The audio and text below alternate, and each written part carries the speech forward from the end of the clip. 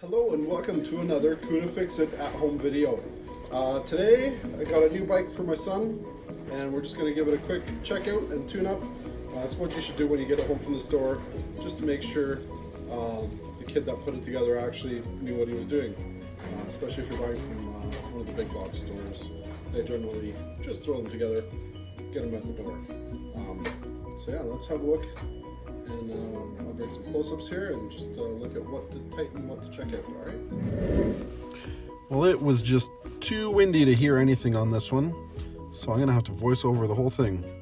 That's the nut that holds the front wheel on. Got to make sure that's nice and tight. Not too tight, but nice and tight. This nut up here, it holds the steering wheel to the front forks.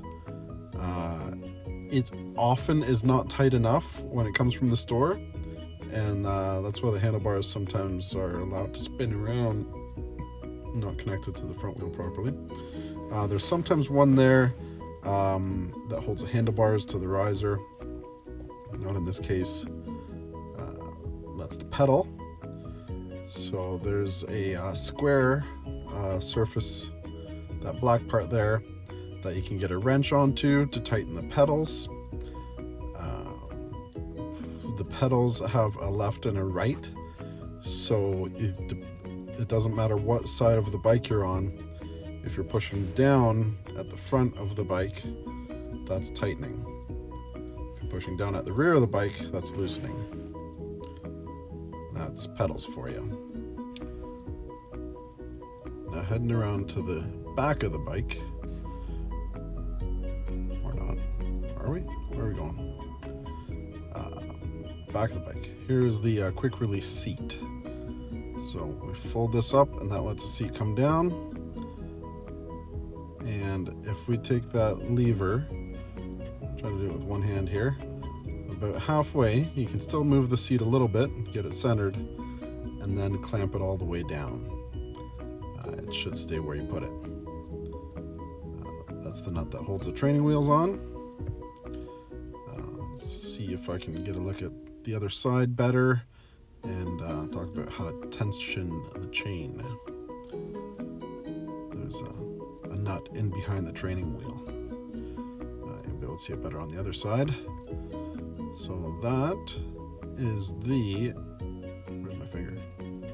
That's the nut that holds the training wheels on. And the little silver one you can see inside there is the one that tightens it to the frame. You need to loosen that if you need to adjust your chain tension. And then you tighten that back on, and that holds your training wheels. That adjusts your height on the training wheels as well. As you'll see later in the video, I take the training wheels off to make sure the nuts on the inside are tight. Make sure your wheel is straight before you tighten those. That's where your rear brakes would be if it had a handlebar brake. This bike has a coaster brake. So it has this little silver lever that connects your brakes to the frame. When you pedal backwards, it jams the hub up against that lever. And that's your coaster brakes. Training wheels, doesn't really matter if they fall off. That's the big nut that holds your crank together. You shouldn't need to service that. You might need a special tool. I would take it to the shop if that needs service. There's the battery door for the battery, and unfortunately it was too windy to hear the sounds this beautiful machine makes. Anyways, that is the nuts and bolts of a bicycle. Alright, there's my compressor running in the background. Voice over this part just for fun. So here I'm taking the training wheels off so I can check the tightness of the rear chain. Bicycles are now all metric, so it's 14, 15, and 16 mil wrench. Does most of this bike. Chain tension seems pretty good. Leave that. Grab a slightly different size wrench and make sure that back wheel is nice and tight. Both sides, of course. stick these training wheels back on. I'm going to put them back on a little bit higher up. Let the boy have a little bit of wobble to it. He's already been on a balance bike for a long time, so he knows how to balance. He just doesn't exactly know how to pedal and balance at the same time. Anyways, there's the training wheels back on. Balance bikes are great, by the way. They're a great tool. Pedals, check to make sure they're tight. Check this front wheel. I checked it from both sides. I actually tightened the inside nuts more than the outside ones. Let's tighten up the stem here, where the steering connects to the front wheel. And make sure that is good and tight. The compressor is about to shut off, and we will go back to the regular audio, the regular speed. Alright, so this is tight.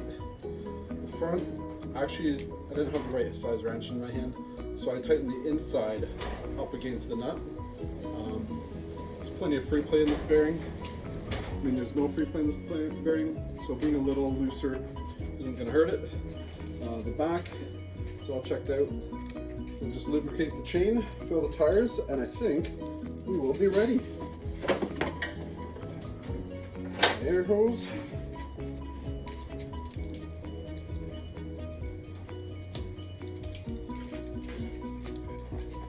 So, always pull the stem out.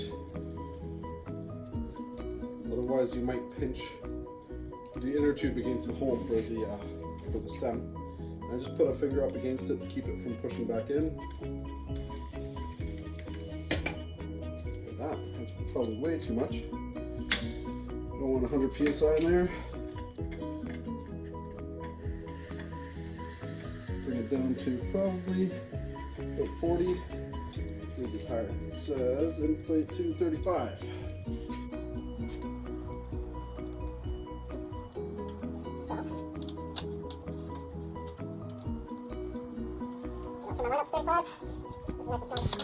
There's that. My hose isn't quite long enough, so I'm just going to move the whole table and do the front tire.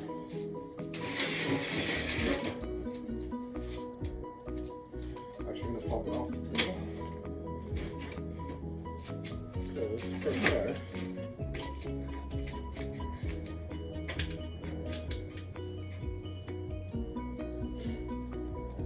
He's going to pop the clamp anyways.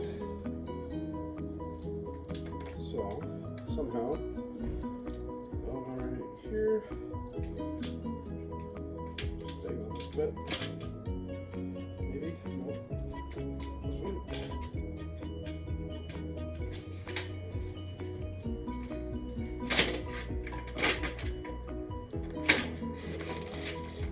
That'll do. Perfect. Alright, let's get some air on this tire. Once again, pull the valve stem out. You probably can't see down here. That's okay.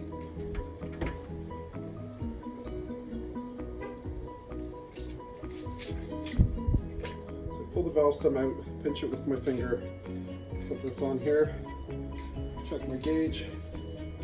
40, that's close enough. 35, 40, it's not that much difference. Tight. And yeah. Tires are full. Get this clamp back in here.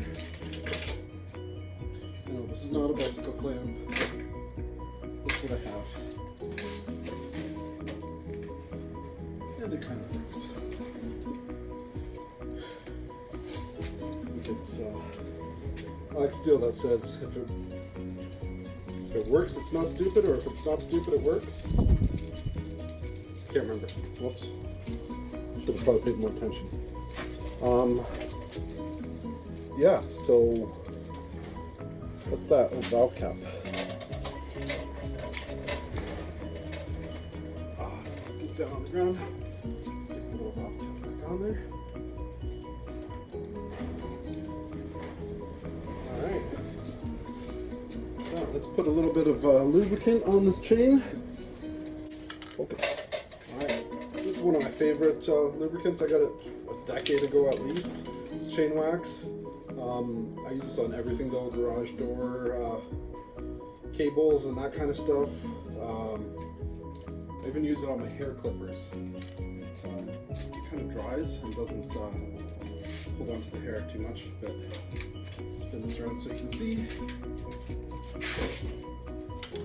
So usually with this chain guard here,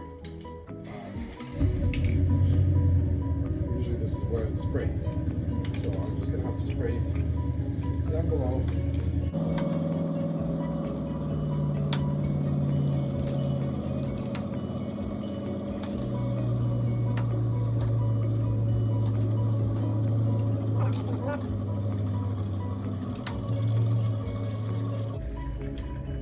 It's nice and quiet. I'm just going to put a little bit on the back sprocket here.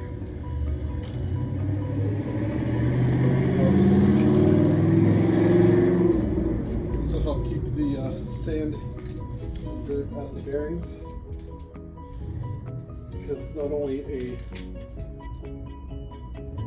a grease, it's a wax. So we'll seal up. Dries pretty hard. It works pretty good. I like it. It's nice. When the wax gets dirty, it just cakes off. So that's how it keeps the bearings clean. One last thing to It do. doesn't hold it in place, it just cakes and the dirt falls off. One out of the way. Check my frame. All right. Let's see.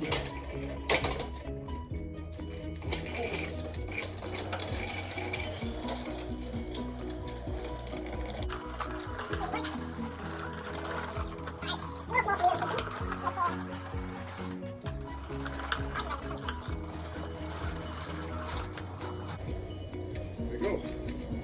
Thanks for watching Cunha Fix It. See you next week. Like, subscribe, do all that fun stuff. I love you.